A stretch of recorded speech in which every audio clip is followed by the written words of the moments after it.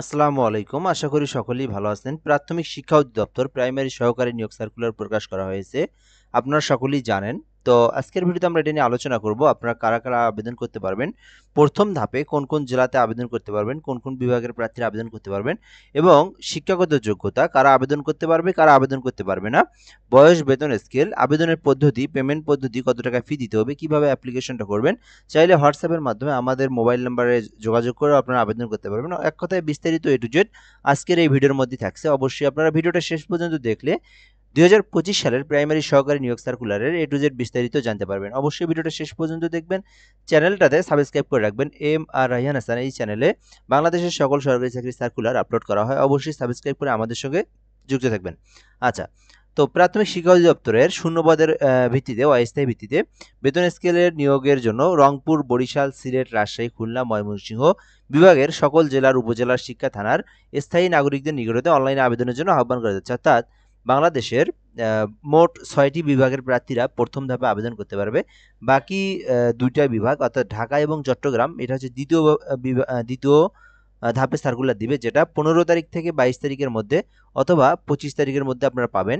অর্থাৎ দ্বিতীয় ধাপের যেটা আর কি, ঢাকা এবং চট্টগ্রাম বিভাগের মধ্যে যে জেলাগুলো আছে তারা কিন্তু এখন চাইলে আবেদন করতে পারবে না, কেননা তাদের সার্কুলার এখনো দেয়নি। শুধুমাত্র রংপুর, বরিশাল, সিলেট, রাজশাহী, খুলনা ও ময়মনসিংহ এই বিভাগের আন্ডারে যে জেলাগুলো আছে শুধুমাত্র তারাই আবেদন করতে পারবে।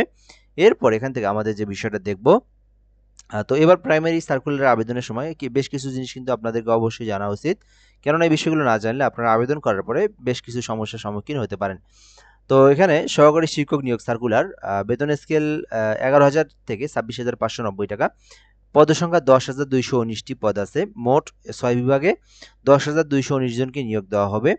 21 থেকে 32 বছর পর্যন্ত আপনারা আবেদন করতে পারবেন। 32 বছরের যদি একদিনও বেশি হয় তাহলে কিন্তু আপনারা অ্যাপ্লিকেশন করতে পারবেন না। অর্থাৎ 21 থেকে 32-এর মধ্যেই আবেদন করতে পারবেন। শিক্ষাগত যোগ্যতার বিষয়টা যদি আমরা একটু বলি এখান থেকে, তো শিক্ষাগত যোগ্যতা অবশ্যই আপনাকে এখান থেকে যেমন অনার্স ডিগ্রির ক্ষেত্রে জিপিএ কি হয়, 4 হয়, তাই না? জিপিএ 4 এর মধ্যে আমরা মার্ক পেয়ে থাকি। তো এইরকম জিপিএ 4 এর মধ্যে 2.25 থাকলে আপনারা অ্যাপ্লিকেশন করতে পারবেন। অর্থাৎ অনার্স ডিগ্রি যারা আছে তাদেরকে অবশ্যই কি থাকতে হবে, 2.25 থাকতে হবে। আবার কিছু প্রতিষ্ঠান আছে, ইনস্টিটিউট আছে বাংলাদেশের, আবার হচ্ছে যেমন ফাজিল মাদ্রাসা, আলিয়া ফাজিল মাদ্রাসা, তাদের ক্ষেত্রে কিন্তু জিপিএ 5 এর মধ্যে পরীক্ষা হয় অনার্স ডিগ্রিতেও। ঠিক আছে, এটা অনেকেই জানে আবার অনেকেই জানে না। কিছু ইনস্টিটিউট আছে, আমি যেহেতু আবেদনও করে দিই, সো আমি জানি যে অনেকগুলো আপনার টেকনোলজি ইনস্টিটিউট আছে যেগুলো ডিগ্রি অনার্স জিপিএ 5 এর মধ্যে পয়েন্ট হয় আর কি, জিপিএ। তো তাদের জন্য 2.8, অর্থাৎ 2.8 না 2.80, মানে 2.80 আর কি। আর হলো যারা হচ্ছে বেসিক্যালি ন্যাশনাল ইউনিভার্সিটিতে প্রায় সবাইরই 2.25 হচ্ছে অনার্স অথবা ডিগ্রি, সরি মানে 4 আর কি, জিপিএ 4। তো তাদের হচ্ছে 2.25, অর্থাৎ অনার্স ডিগ্রিতে আপনাকে 2.25 পাইলে আপনারা আবেদন করতে পারবেন। এই বিষয়টা আপনাদেরকে বলে দিলাম। এবং এসএসসি, এইচএসসি তো অবশ্যই আপনাকে পাস করতেই হবে। যেখানে বলে দেওয়া আছে শিক্ষা জীবনে কোনো স্তরে তৃতীয় বিভাগ অথবা সমমানের জিপিএ অথবা তৃতীয় শ্রেণী অথবা সমমানের জিপিএ গ্রহণযোগ্য হবে না। অর্থাৎ এসএসসি, এইচএসসি, অনার্স সকল ক্ষেত্রেই আপনার প্রথম অথবা দ্বিতীয় বিভাগ থাকতে হবে। কোনোভাবেই তৃতীয় বিভাগ গ্রহণযোগ্য হবে না। তৃতীয় বিভাগ থাকলে আপনি অ্যাপ্লিকেশন করতে পারবেন না। সো এটা হচ্ছে আপনাদের মেইন যে বিষয়গুলো, এই বিষয়গুলো আপনাদের প্রথম ধাপের অবশ্যই জানা উচিত। এখন বিষয় দেখব আপনারা কিভাবে অ্যাপ্লিকেশন করবেন এবং পাশাপাশি যে বিষয়টা জানা দরকার সেটা জানাবো।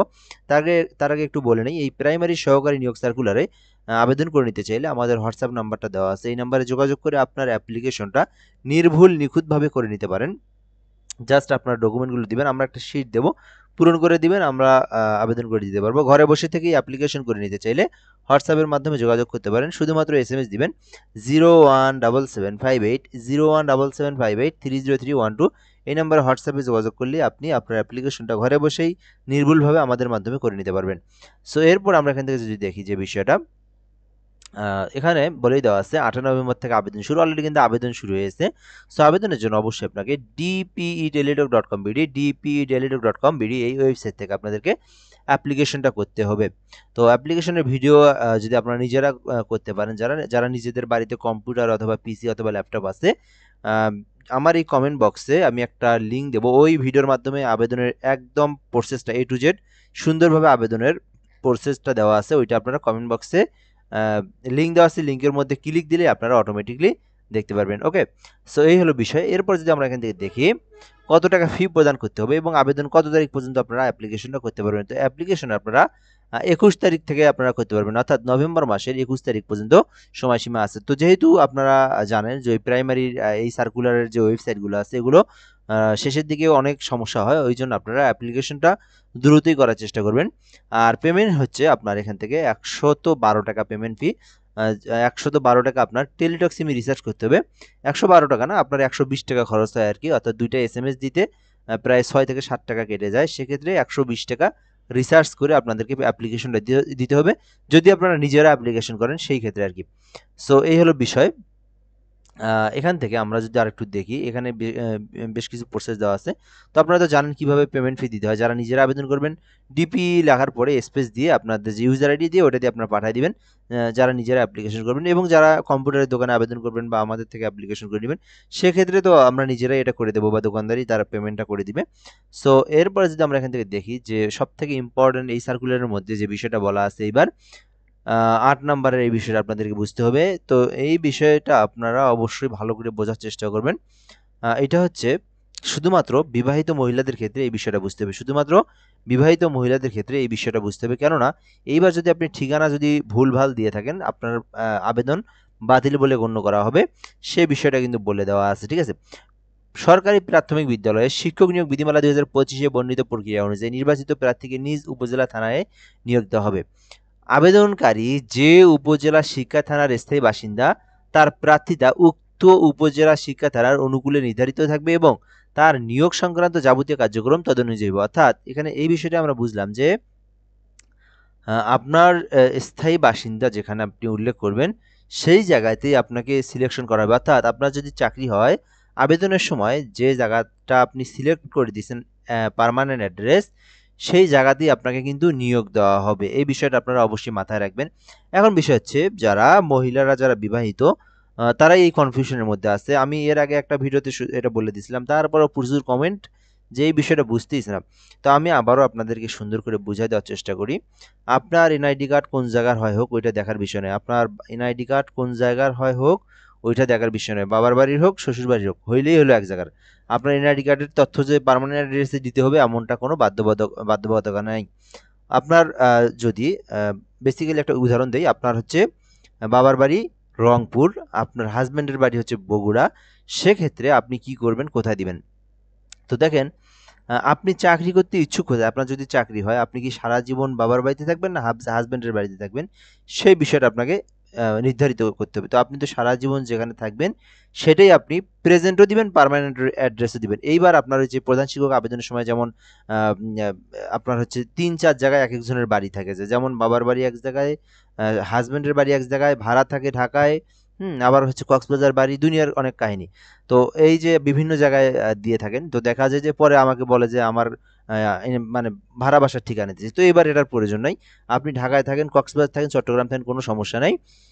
আপনার এনআইডি কার্ড কই হয় হোক, আপনার চাকরি যেখানে আপনি করবেন, এক কথায় আপনি যেখানে চাকরি করার ইচ্ছুক সারা জীবন যেখানে আপনি থাকবেন, সেটা যে জেলায় হোক, যে জায়গায় আপনার ঠিকানা, বাবার বাড়ি হোক আর আপনার স্বামীর বাড়ি হোক, যেখানে আপনি জব করবেন, প্রেজেন্ট পার্মানেন্ট, প্রেজেন্ট পার্মানেন্ট দুইটাই আপনি ওই একই দিবেন। এইবার আপনি দুইটাই একই ঠিকানা দিবেন, ঠিক আছে? তো যদিও এখানে বলা আছে যে স্থায়ী ঠিকানা যেটা দিবেন সেটাই ধরা হোক, কিন্তু প্রয়োজন নেই। আপনি আবেদনের সময় প্রেজেন্টও যেটা দিবেন, পার্মানেন্ট অ্যাড্রেসও দিবেন, যেখানে আপনি সারা জীবন থাকবেন, যেখানে চাকরি হলে আপনি আপনার বাড়ি থেকে যে আশেপাশের যে কেন্দ্রটা ফাঁকা আছে, যে প্রাইমারি স্কুল ফাঁকা আছে, যেখানে আপনাকে সিলেকশন করে দিবে, আপনি যেন বাড়ি থেকে সহজেই সেখানে যাতায়াত করতে পারেন। তো এটা আপনারা অবশ্যই মাথায় রাখবেন। তো 1 নাম্বার কি হলো, এনআইডি কার্ড বাবার বাড়ি হোক আর হাজব্যান্ডের বাড়ি হোক, আপনার ঠিকানা অবশ্যই আপনি কি দিবেন, যেখানে চাকরি করবেন সেইখানেই আপনি প্রেজেন্ট পার্মানেন্ট দুটোই দিবেন। সো এটাই হলো সংক্ষিপ্তভাবে বুঝিয়ে দেওয়ার বিষয় আর কি। আর একটা বিষয় এখানে বলে দেওয়া আছে, আর যারা সিঙ্গেল আছে আমার মতো, তারা তো এখান থেকে সিঙ্গেল উল্লেখ করে দিবে, ছেলে হোক মেয়ে হোক সিঙ্গেল উল্লেখ করে দিবে, তাদের বাসা তো একটাই। এখন একটা বিষয় এখানে বলা আছে, সেটা হচ্ছে 14 নম্বরে সম্ভবত, ধূমপান সহ যে কোনো ধরনের মাদক গ্রহণের অভ্যাস থাকলে আবেদন করার প্রয়োজন নেই। তো ছেলেদের ক্ষেত্রে যদি এইরকম সম্ভবত এবার ড্রাগ টেস্ট করা হতে পারে, তো ধূমপান সহ যে কোনো মাদক গ্রহণের অভ্যাস থাকলে আবেদন করার প্রয়োজন নেই। এই বিষয়টা কিন্তু যেহেতু সতর্কীকরণের মধ্যে এই দুইটা বিষয় বলা ছিল, আমি এই দুটো আপনাদেরকে বলে দিলাম আর কি। সো এই হলো মূলত বিষয়। যারা আবেদন করবেন অবশ্যই আপনারা 18 তারিখের আগে আবেদনটা করার চেষ্টা করবেন। 18 তারিখের আগে আপনারা প্রাইমারির সহকারী সার্কুলারের নভেম্বর মাসের 18-19 তারিখের আগে অ্যাপ্লিকেশন করবেন। 21 তারিখের মানে জন্য কেউ ওয়েট করবে না, ঠিক আছে? কেননা এই সার্ভারগুলো অনেক সমস্যা, অনেকেই আবেদন করে একসঙ্গে, যার কারণে বিভিন্ন প্রবলেম হয়ে থাকে। পেমেন্ট নিতে চায় না, আবার আপনারা অনেক সময় ওই সার্ভারে ঢুকতেই চায় না, যেটা প্রধান শিক্ষক আবেদনে আপনারা দেখেছিলেন। তো এখন যেহেতু ঠিক আছে সার্ভার, সেই জন্য আপনারা 20 তারিখের মধ্যেই আপনারা অ্যাপ্লিকেশন করবেন, 21 তারিখের আশায় কেউ থাকিয়ে না। সো এই হলো মূলত বিষয়। ধন্যবাদ, ভালো থাকবেন। চ্যানেলটাতে অবশ্যই সাবস্ক্রাইব করে রাখবেন। সকল ধরনের সরকারি চাকরির সার্কুলার এই চ্যানেলে পাবেন। আর একটা ফেসবুক আইডি আছে, যেটা আপনার জব প্লাস বিডি, এই চ্যানেলে পরীক্ষার আগ মুহূর্ত পর্যন্ত যখন যে কোনো প্রাইমারি শিক্ষক নিয়োগ সম্পর্কে যে কোনো ধরনের আপডেট, সকল ধরনের সরকারি চাকরি সার্কুলার, এবং সবথেকে বড় বিষয় হচ্ছে সকল ধরনের সিলেবাস অনুযায়ী প্রতিটা সাবজেক্টের প্রতিটা অধ্যায় ভিত্তিক আমরা আস্তে আস্তে প্রাইমারি পরীক্ষার আগ মুহূর্ত পর্যন্ত দেবো আর কি। আপনাদেরকে সিলেবাস দেওয়ার চেষ্টা করব, সাজেশন দেওয়ার চেষ্টা করব। তো আপনারা এই এটাতে ফলো দিয়ে রাখেন আর কি। এই পেজটার মধ্যে আমি আপলোড দেবো, ঠিক আছে? সো এই পেজের মধ্যে আপলোড দেবো। তো পেজটার ছবিটা দেখে রাখেন, জব প্লাস বিডি।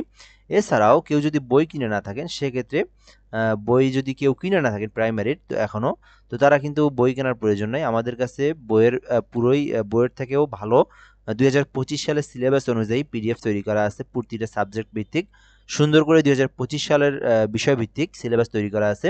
জুলাই জাতীয় সনদ নিয়ে আছে, গণিতের আছে, গণিত বিজ্ঞান, এক কথায় পুরোটাই আর কি, পুরো বিষয় আছে, গণিত বিজ্ঞান। তারপরে হচ্ছে চূড়ান্ত সাজেশন, যেটা 2025 সালের বিগত সাল 2003 সাল থেকে 2024 সাল পর্যন্ত বিগত সকল সালের প্রশ্ন পাবেন। প্রাইমারি শিক্ষক 2025 সালের সিলেবাস পাবেন।